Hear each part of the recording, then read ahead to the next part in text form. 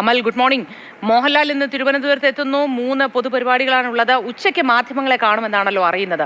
മാധ്യമങ്ങളെ കാണുമായിരിക്കുമോ? എന്തൊക്കെയായിരിക്കും മോഹൻലാൽ പ്രതികരിക്കുക തുടങ്ങിയ കാര്യങ്ങളിൽ എല്ലാവരും ഉറ്റുനോക്കുന്നുണ്ട്.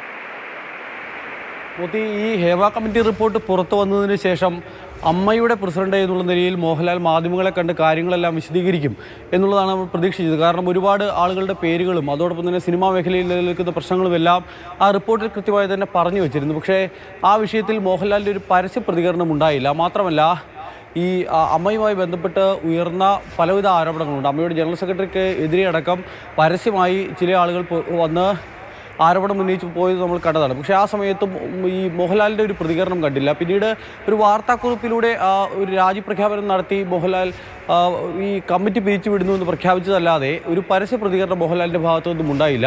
മോഹൻലാൽ അതിനുശേഷം പങ്കെടുക്കുന്ന ഒരു പൊതുപരിപാടി ഇന്നാണ് നടക്കുന്നത്. 4 പരിപാടികൾ ഉണ്ട് തിരുവനന്തപുരത്ത്. 3 വേദികളിലായി 4 പരിപാടികൾ.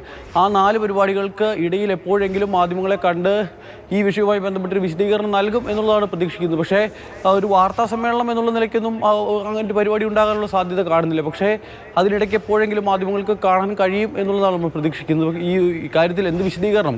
രാജിക്കത്തിലൂടെ കൃത്യമായി തന്നെ കാര്യങ്ങൾ മോഹൻലാൽ വിശദീകരിച്ചതാണ്. അതിനാൽ കൂടുതൽ വിശദീകരണം ഉണ്ടാകുമോ എന്നുള്ളതാണ് കണ്ടറിയേണ്ടത്. മുഖ്യമന്ത്രിയാണ് വൈകിട്ട് 6 മണിക്ക് ഇറങ്ങുന്ന പരിപാടിയിൽ മോഹൻലാലിന് ഒരു അവാർഡ് സമ്മാനിക്കുന്നത്. ശ്രീകുമാരൻ തമ്പി ഫൗണ്ടേഷൻ്റെ ഒരു പുരസ്കാരം മോഹൻലാലിന് സമ്മാനിക്കുന്നുണ്ട്. ആ ചടങ്ങിൽ മുഖ്യമന്ത്രി അടക്കം പങ്കെടുക്കുന്നുണ്ട്. അപ്പോൾ അവിടെ നടത്തുന്ന പ്രസംഗത്തിൽ എന്തെങ്കിലും തരത്തിലുള്ള വിശദീകരണം നടത്തുമോ, അതോ പിന്നീട് മാധ്യമങ്ങളെ കണ്ട് എന്തെങ്കിലും വിശദീകരണം നടത്തുമോ എന്നുള്ളതാണ് നമുക്ക് കണ്ടറിയേണ്ടത്. എന്തായാലും നിലവിലത്തെ സാഹചര്യത്തിൽ ഒരു വാർത്താ സമ്മേളനം എന്നുള്ള നിലയ്ക്ക് ഒരു പരിപാടിയും പറഞ്ഞിട്ടില്ല. പക്ഷേ മോഹൻലാലിൻ്റെ ഭാഗത്തു നിന്നും ഒരു വിശദീകരണം ഉണ്ടാകണമെന്ന് മലയാളികൾ പ്രതീക്ഷിക്കുന്നുണ്ട്. അത് ഉണ്ടാകും എന്നുള്ളത് തന്നെയാണ് നമ്മളും പ്രതീക്ഷിക്കുന്നത്. അതിനായാണ് കാത്തിരിക്കുന്നത്. മോദി. ശരി അമൽ.